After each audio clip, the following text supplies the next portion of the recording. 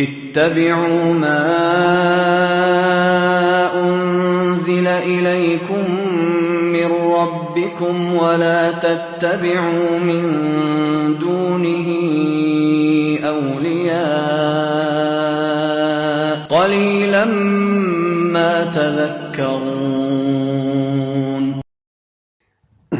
Bismillah Ustaz, bagaimana sikap kita terhadap orang yang mencela Rasulullah sallallahu alaihi wasallam, dan ada sebagian orang justru menyeru untuk memboikot produk-produk negara tersebut tanpa adanya arahan dari pemerintah. Apakah hal ini dibolehkan, Ustaz? Tafadhal, Ustaz. Bismillahirrahmanirrahim. Alhamdulillahi rabbil alamin. Wassalatu wassalamu ala al-mabuthi rahmatan lil alamin. Nabiyina Muhammad wa ala alihi wa sahbihi wa man tabi'ahum bi ihsanin ila yaumiddin, amma ba'd.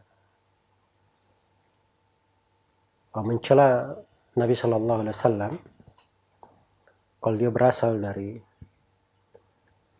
orang kafir, maka itu sudah berada di dalam histori orang-orang Yahudi dan Nasara. Jangankan mencela, mereka malah membunuh nabi-nabi mereka. Di sebagian umat mereka membunuh para nabinya. Karena itu diterangkan di dalam Al-Quran dari perbuatan Bani Israel wa qatlihumul anbiya, dan mereka membunuh para nabi. Lebih daripada itu mereka lakukan. Jangankan nabi, bahkan mereka mencela Allah Subhanahu wa ta'ala. Apabila itu berasal dari seorang yang bernisbat kepada Islam, dia mencela Rasulullah SAW, maka batal keislamannya menurut kesepakatan ulama. Karena mencela seorang nabi itu adalah pembatal keislaman tanpa ada silang pendapat. Nabi siapa saja? Apakah Nabi Muhammad SAW atau para nabi yang lainnya? Dan mencela seorang nabi itu artinya dia kafir terhadap seluruh nabi dan rasul. Jadi kalau ada yang mencela Nabi Muhammad SAW, maka dia kafir juga terhadap Nabi Musa, Nabi Isa, dan selainnya daripada nabi, para rasul. Sebagaimana kalau ada yang mencela Nabi Isa alaihi salam, maka itu artinya dia kafir juga terhadap Nabi Muhammad sallallahu alaihi wasallam.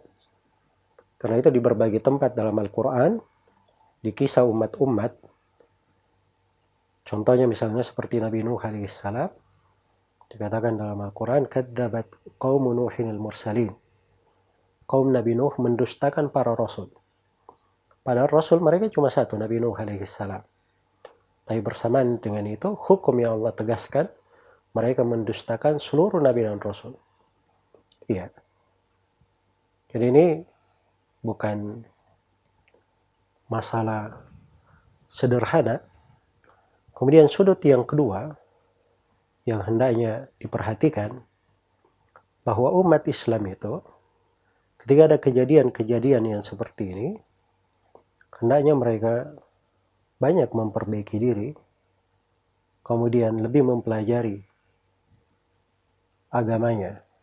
Sebab tidak ada yang lebih dahsyat terhadap orang-orang kafir, orang-orang yang menyelisih jalan para nabi dan para rasul. Tidak ada yang lebih menghujam dan menikam mereka melebihi umat Islam itu taat kepada Allah dan Rasulnya, kembali kepada Al-Quran dan As-Sunnah. Karena itu mereka sangat tidak senang sekali kalau ada dari umat Islam ini yang kembali kepada Allah dan Rasulnya, taat kepada Allah dan Rasulnya, melakukan ibadah mereka dengan baik, apalagi sebagai orang-orang yang belajar dan menuntut ilmu agama.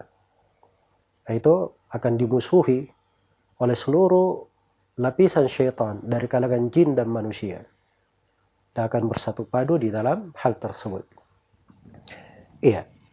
Adapun terkait apabila di belakang perbuatan tersebut ada seruan untuk memboikot negara, maka ini bukan hak orang per orang.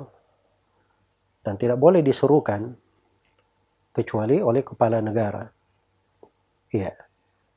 Karena itu kalau ada yang menyuruh untuk memboikot produk negara ini, produk negara itu, karena negara tersebut telah dipastikan menghina Allah dan Rasulnya atau melakukan tindakan yang di luar kemanusiaan atau yang semisal dengannya, maka seruan itu tidak boleh berasal kecuali dari pemerintah, sebab mereka yang punya wewenang di dalam hal tersebut.